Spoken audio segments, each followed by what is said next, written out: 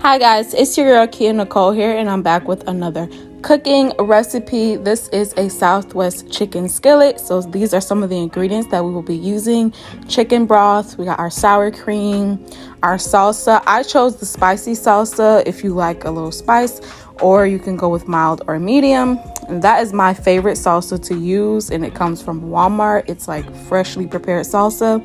And then I'm using a rotisserie chicken that is already cooked. It came from Walmart as well, but you can get it from Publix or whatever your preferred grocery store is. And then I'm going to like hand shred it with like a fork and tongs. So that'll be a part of the step as well. Obviously, white rice, whatever your choice is. I use jasmine rice. That's just my preference. We have some shredded cheese. You can use whatever cheese you like. This is just what I happen to have had, so I'm using this type of shredded cheese. And then we have some black beans, and I also prepared some green onions that you're just going to sprinkle on at the end. So let's get into it. So what makes this recipe super easy is that you're literally going to dump all of your ingredients into the skillet and let it cook. So I'm starting with the rice. I washed my rice, so that's why you see it kind of wet. So I washed my rice, and I'm going to put that in there on its own side of the pan. And then the next thing you're going to add is your shredded chicken. To be honest, you can add your ingredients, in whatever order you like, but that's the next thing I added. Then I'm going in with my salsa. I'll have all the measurements in the description box below. And then I'm going in with my black beans. So they're kind of all in their own little separate area of the pan, but I'm going to mix it all together, so you'll see at the end. Now, I actually had some Southwest Chipotle seasoning blend in my pantry, so I went ahead and sprinkled that all over the food. I also added other seasonings that I did not show you guys. I don't know why I didn't show you, but I also added like Adobo seasoning. You can add black pepper. You can add salt if you want to add salt. Slap your mama, or like a Cajun seasoning if you kind of want more spice.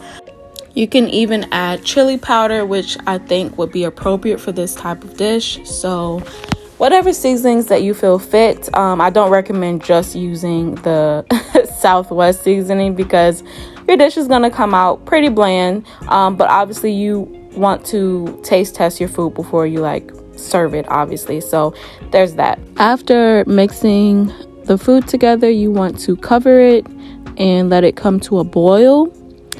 And then let it simmer for about 15 minutes or so, or until the rice is pretty tender.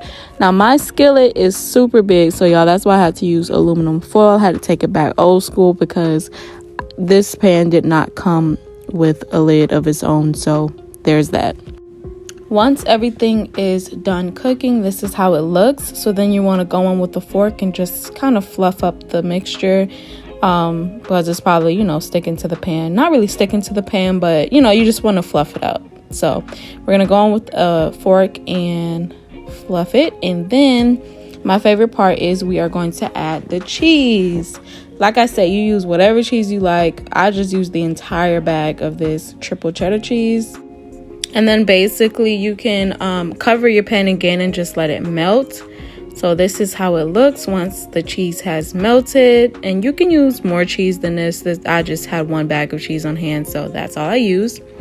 And the final step is just to add your green onions at the end.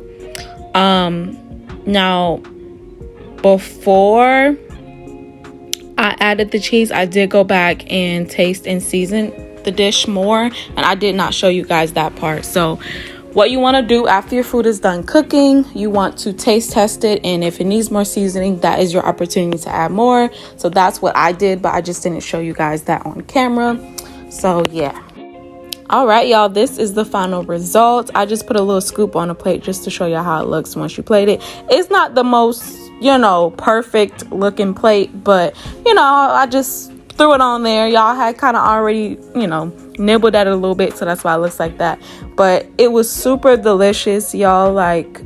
I'm telling you, you can even take a tortilla chip and scoop it with it, and it is, I'm telling you, delectable. So if you like this recipe, please give it a try. Thumbs up this video. Subscribe to me if you have not. I have more recipes to come.